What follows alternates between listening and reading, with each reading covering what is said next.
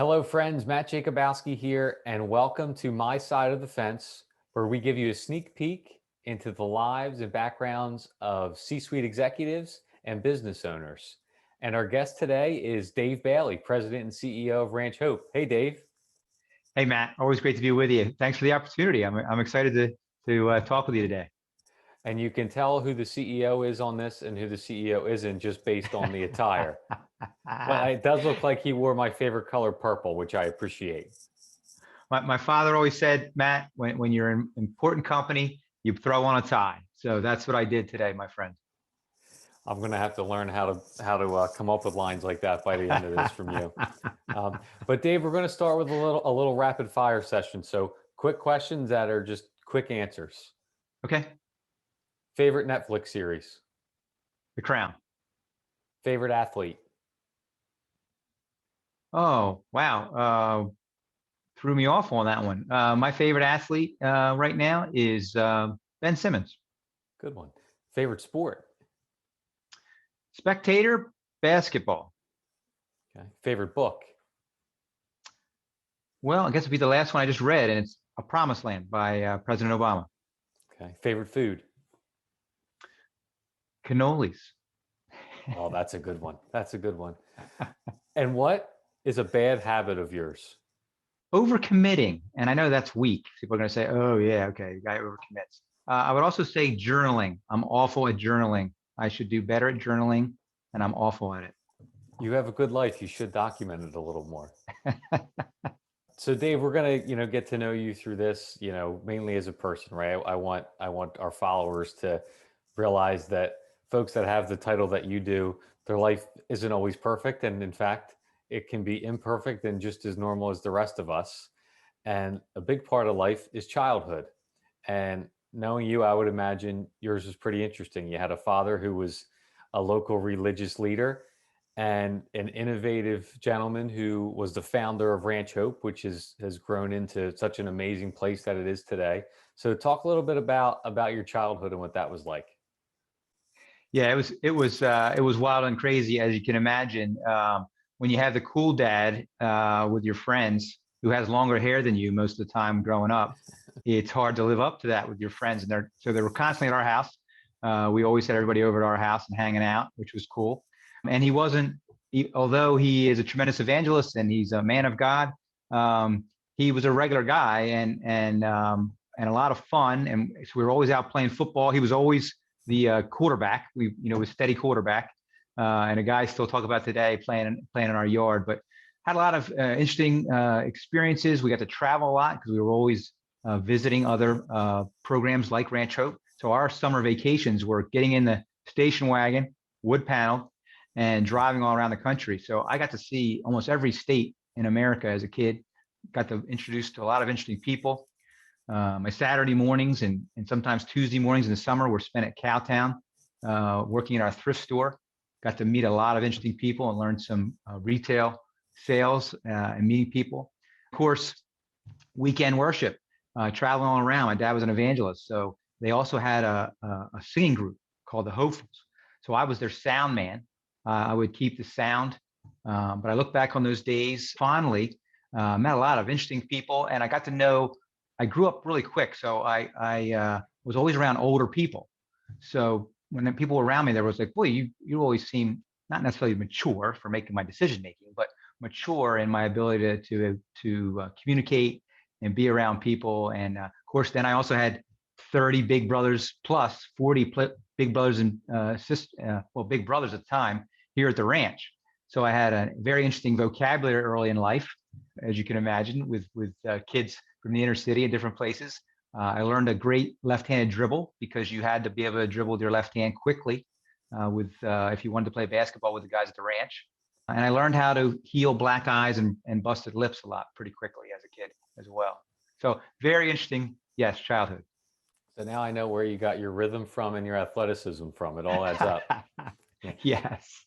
So knowing you well, it doesn't surprise me that when you reference such a big part of your life, you talk a lot about the people you came in contact with. And you are a people person. You connect easily, you make people feel warm and comfortable. What role do you think your childhood and just consistently being exposed to different people and different backgrounds has played in where you are today? Yeah, amazing. I can't say enough for it. Diversity was just a natural thing in our life. Like I don't really have to learn diversity because that was just who we were. You name the culture, and we were around, and it was a part of our household.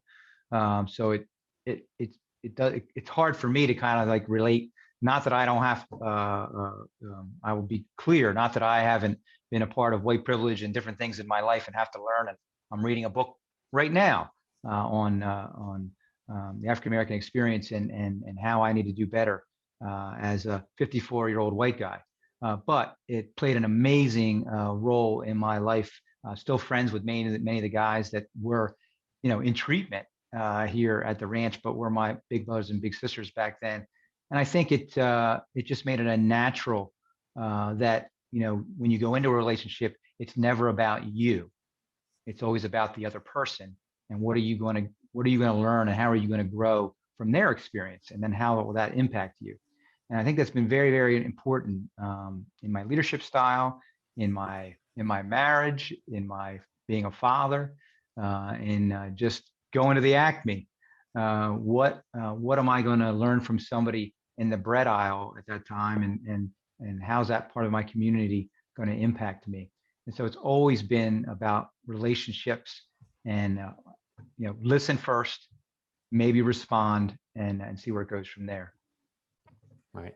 So you grew up in a tight knit community and had a lot of relationships, but then you became a teenager and went to college. And I know Penn State is a big party in your life for a lot of reasons, still now. But talk about that experience when you were a college kid and got away from the ranch for a little while and went out to Penn State. Yeah, and I was really blessed. I'm so thankful to my mom and dad for, because that was huge. You didn't see a lot of kids from South Jersey at the time going to big universities like that. There were some, but and there were some mentors and kids, friends of mine, who really that's opened my eyes to even the opportunity of going in that direction. So for them to allow me the opportunity to do that, and so it's not for everybody. I'm not saying that, but for me, coming from a very small town, Alloway, New Jersey, coming from a relatively small high school, and going to this huge university where I suddenly had to experience lines, and that everything wasn't immediate, and that you had all these new. It wasn't a tremendously diverse campus back then, I will say, as far as if we look at racially, it was not. Still, until this day, it's not that diverse. But I made it a point to take a lot of courses around African American studies, and other courses that weren't making me comfortable. Let's say that. One of the things that my parents had always instilled in me is don't be comfortable in whatever part of your life, whether it's your spiritual life or whatever is happening. Try to stretch your wineskins, as some say, to try it. So Penn State really it taught me a lot about creating a culture, a brand. Penn Staters are obnoxious about being Penn Staters. I'm obnoxious. I'm obnoxious about being Penn State. There aren't many times that you don't see me wearing something with Penn State or talking about it or texting about it. But I created some really, really strong bonds and friendships there. It's my second home. My middle guy, my son, is a junior there now in the School of Business. Excited about that. And yeah, so Penn State, as everybody should be very proud of their university, and I'm extremely proud to be a Penn Stater. Yeah. So college is the time people make a lot of mistakes and do a Amen. lot of stupid things. Amen. I'm not asking for any dark Good secrets thing. or any of those details, but did your experience, you talked about the school and the education, were you ever the smartest guy in class? Or were you like, tell us a little about who you were when you were there? Yeah, no, I will say that I didn't really get serious about my education until I went on for my master's degree, and then I got really serious. Um, College life for me, and I'm sorry, I'm not going to be a very good mentor in this situation. I grew a lot as a young man. I grew a lot about understanding life and how life works, and relationship building. with people that I'm still friends with today. Uh, I did learn a lot from the books and the study and the classes, but I certainly didn't do the best job on my grades. Let's say that. So it was more of an experience for me at the college level. Now, when I got to my master's degree, I got really focused. I was totally focused on what I wanted to do with my life and where I was at, and I was a straight A student. But back then, it was much more, and I think it really is for kids. As I've said, college isn't for everybody, and huge universities aren't for everybody. Certainly, I'm a huge advocate of the community college route as well. But it certainly is the whole package of how it not only starts to create in you a way of focus and a way of managing your time and managing how you're going to get through the day and make sure that you're graduating on time. But that was really what the college experience was for me. Mhm. So you reference your family a lot when talking about Penn State, right? How grateful you are to mom and dad, um, how your son is a student there now, and obviously after Penn State and your studies, you came back to where it all started. So talk about what family means to you today, where you prioritize it, and everything about that important part of your life. Yeah, and I also want to be clear to folks because this may take some folks by surprise. People that know me very well, it won't surprise them. But when we skip over those high school years, which were great years growing up here in rural Salem County, New Jersey. But during those years, I started to drift, and so I started to become, as most teenagers, I didn't want to share my family with Ranch Hope anymore. I wanted my family to be about me and what was going on in my life. And so from high school into college, I really became an anti-Rancho fan. I didn't want anything to do with Rancho. I didn't want to be involved with it. I didn't want to go to any events. I didn't want to. It kind of went in a negative direction for me. So many people are shocked that I'm in the role that I am in today, and that really became, and that kind of truly speaks to the spiritual dynamic of my life, in that I'm a firm believer that there is a God in heaven, and that He has a plan for each of us. And so I know that there was a plan for me, and so through a number of events that are very influential in my life, and very deep, and we could take up this whole time, and we won't, talking about that. But I clearly heard God speak to me and say, "This is what I want you to do." And that was included a little segue where I went over to London for a while, and I worked and volunteered for about 6 months with an organization called British Youth for Christ. Now, some people may be familiar with Youth for Christ here in America. There's actually a separate organization called Youth for Christ in England. And I had a great experience there. It really quieted me and got me back on track. And through another different events with people here at Ranch Hope, it was clear that whether I liked it or not, this is where I was meant to be. And so I came back and started at a very low level. And I've had almost every position at Ranch Hope except for teaching. I don't have the credentials to be a teacher. Hopefully I'm teaching here and there, but from a member of the faculty. But came back and got involved, and here I sit today. It's amazing. And it sounds like, that interesting transition, right? If you were mad at the organization because it took your family, and now your family shares time with Ranch Hope, right? Yeah, that's right. Yeah, that's right. But knowing them, they're also involved and a part of the mission. How does that balance work, right? You have children, you have a wife who has a great career. How are you able to balance all of that as a father, a CEO, a dad, a friend, all of those things? Yeah, and that's the balance that we all strive for, right? In all of our lives, and trying to give 110% professionally, and in all walks of our life, we're trying to give it all, and be all for those that we're supporting and involved in.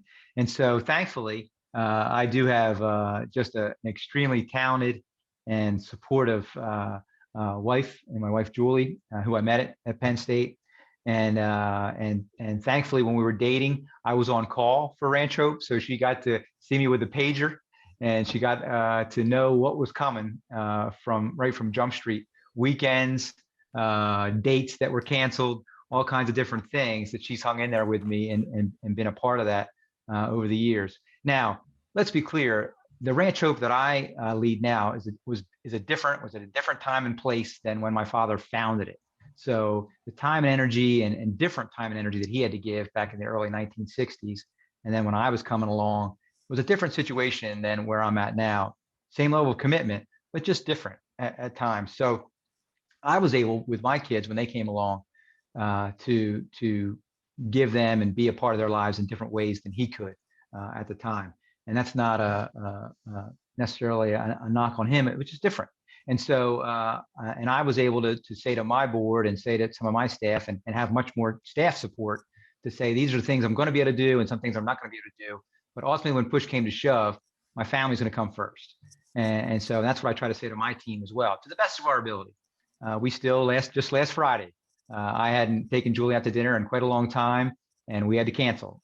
We had a situation arise, and I had to say, "Sorry, hon, I gotta take care of some things, and we can't go out to dinner tonight." And thankfully, she understood, and we did it. We did it another night. But so our kids, they've been great, and they kind of fight over who may be getting involved with the ranch down the road. I tell them I don't want any of them to be involved right now.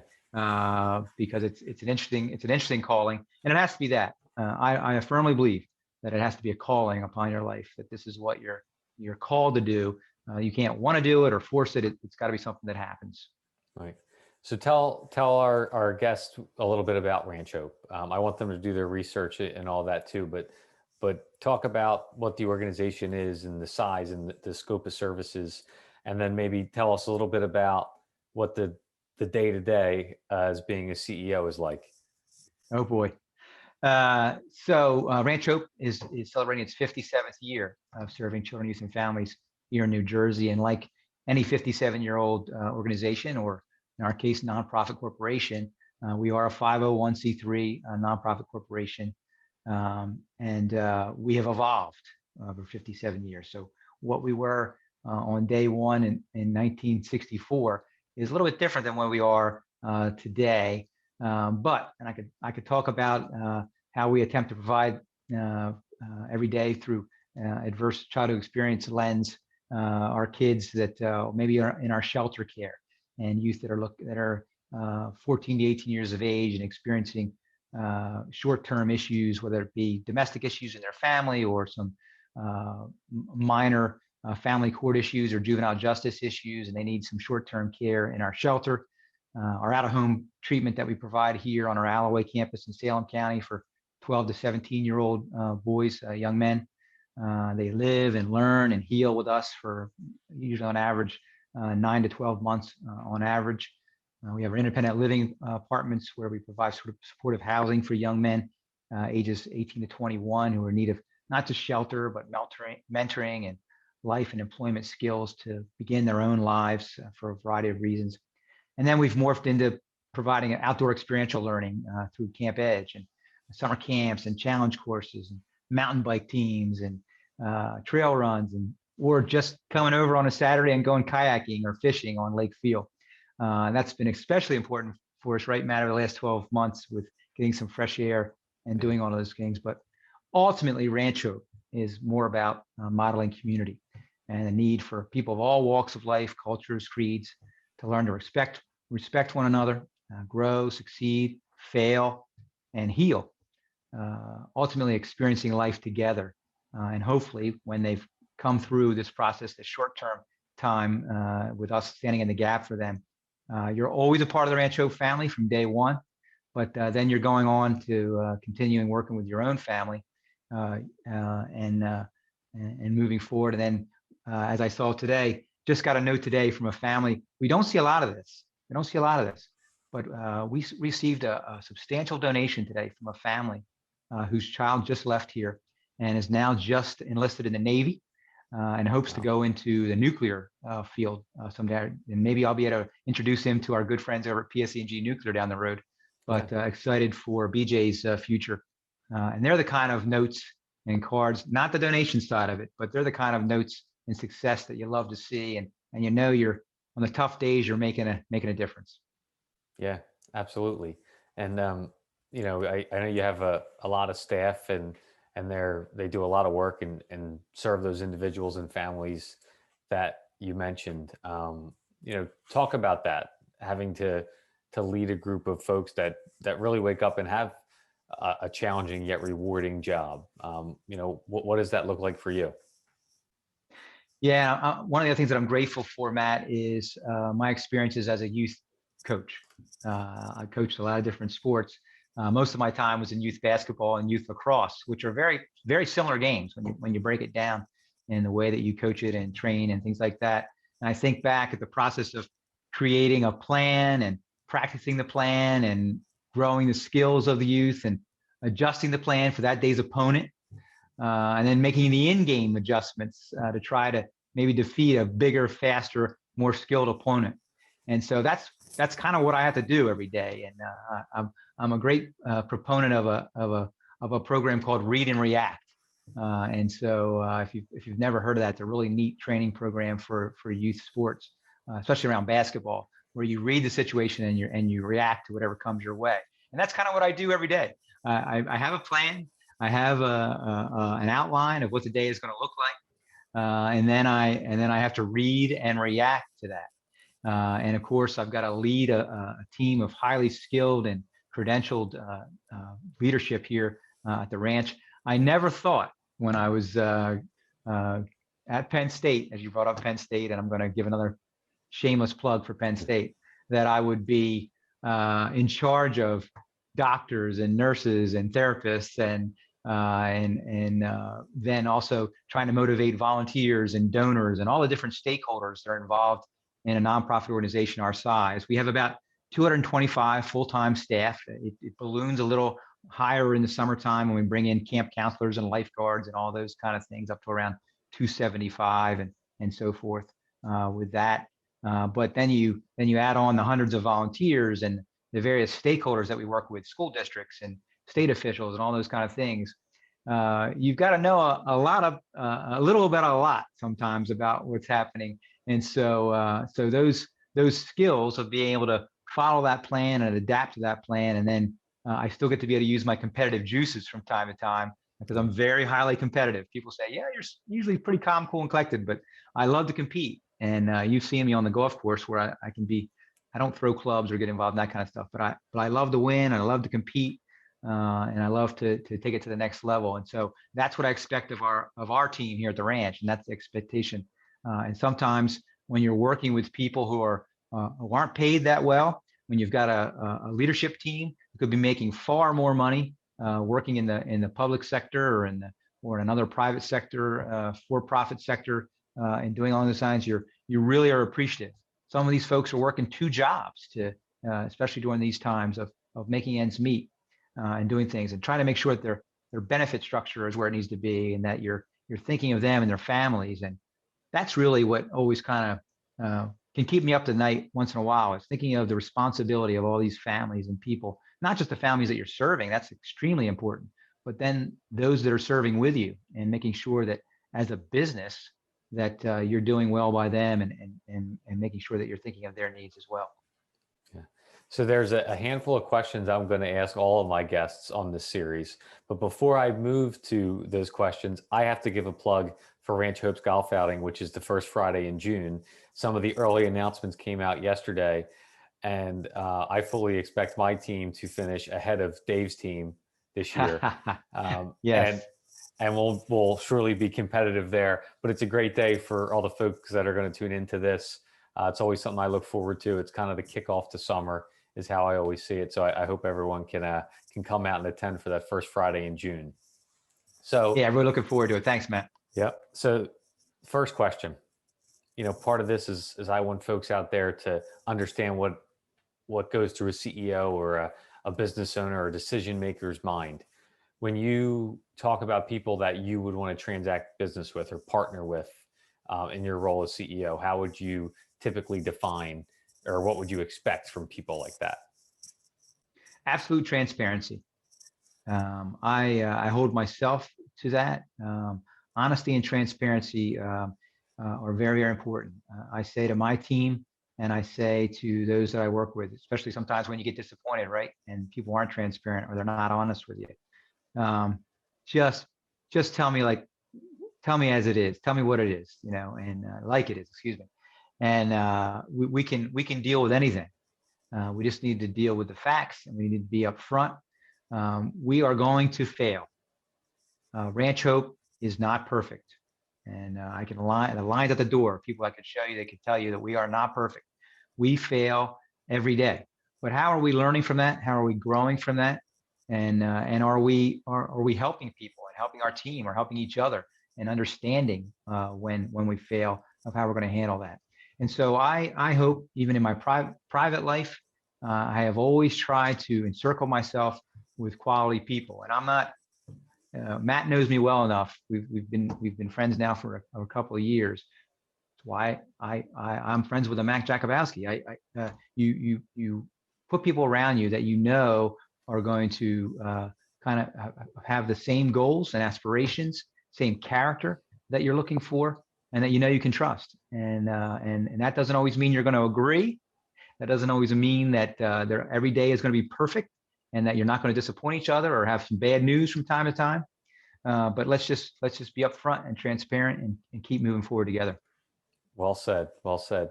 And these last few, can be personal, professional, however you'd like them. What motivates you? I just said it. Failure motivates me, and I do enough of it. When I consider that we have failed with a child here at the ranch, that motivates me. It's unacceptable. It's unacceptable that we fail with one child. And there are times we do, when we have to discharge a child or a child has to leave and we don't feel that we met their need. And that is unacceptable. And how are we going to debrief on that? How are we going to walk back through what systemically was wrong? What could we have done differently? And how do we make things better? It motivates me as a father. I as a husband, I fail. And how can I be better at that? And ultimately, that's what motivates me. Yeah, and I think that answer proves how you try and see everything through a positive lens and move things forward, which I think is a big reason why you're so successful. You talked about a weakness you had about overcommitting, but what is something that challenges you, or something that you wish you were better at, that you work or strive to do each day? Yeah, and it gets back to that balance. I want to spend more time with my wife. I want to spend more time with my kids. Thankfully for texting and FaceTime and all that kind of stuff wherever they are now. I apologize. I talked about my son, but I've got two fantastic, talented daughters. One is a graduate of Temple and doing great. The other one is headed to Temple. They've chose Temple over Penn State. So I'm thankful for that. Spending more time with the kids here at the ranch. I got to go down and watch some basketball last night, but I didn't get to watch both games to their entirety. That disappoints me, and I'm sure it disappoints them when I see me walking out of the gym. My volunteers, our donors. It's just finding that balance and making sure that I'm managing my time that allows me to get done what I've got to do every day. And when I fail at that, I make a lot of notes, and I say this is how we have to do this better, because we all know it's that relationship, and if people don't see you and rub shoulders with you, no matter who that is, if it's I try to go down and talk to the cooks in our cafeteria every week and tell them I appreciate them. And the food was great. It may not have been exactly what I wanted, but thank you and appreciate it. So little things like that is finding that I struggle with, and it drives me nuts. But things like that, Matt. Yeah. So last question. This is that classic, write your own eulogy question. But on your last day, when it's all said and done, how do you want people to remember Dave Bailey? It's crazy that you brought this up, and you said it was kind of a morbid, and I think that was yours. But I just was talking with my kids about this and saying, something that we always talk about. You should write your own obituary. You should write your own eulogy. This is what you would want people to think about you. And Yeah, but I think it's important. It's interesting. It's like when I used to go to the summer camp in the summer. During summer camp, you would write yourself a letter about your experience at summer camp. You would then hand it in, and they would mail that to you halfway through the year. You would get this letter from yourself, and you would read this, and you would remind yourself of what your experience at summer camp and what was just challenging you and what was happening. It was amazingly powerful. And we've tried it here at the ranch from time to time with our kids here while they've been here. But ultimately, Billy Graham, one of the great things that Billy Graham always said was that the greatest legacy one can pass on to one's children and grandchildren is not money or material things that you've accumulated in one's life, but rather your legacy is your character and your faith. And so what I would want people to say about me is that he was a servant. He was a servant to his family, he was a servant to his friends, and he was a servant to the community that he lived in. And that's what I would want people to say about me. Well, Dave, I have a good feeling people are going to say that and more about you, and already do today. And thank you for showing folks why you are a mentor of mine, and someone I look up to, and someone I consider a good friend. And thank you for giving folks a sneak peek on your side of the fence to get to know you better. Matt, it's always great to spend time with you. As I said to you when you first reached out to me, I feel like we're riding along the golf course, kind of just chit-chatting about life. And this is kind of conversations that we just have normally. You went a little deeper dive on me, I'd say, but really excited for you and excited for this opportunity. And always great to hit leadoff because I know you're going to have some bigger hitters coming in behind me to knock me in and driving those RBIs. So great to be with you today and share a little bit of time. And I look forward to seeing and listening to your future guests. Awesome. Well, thanks, Dave.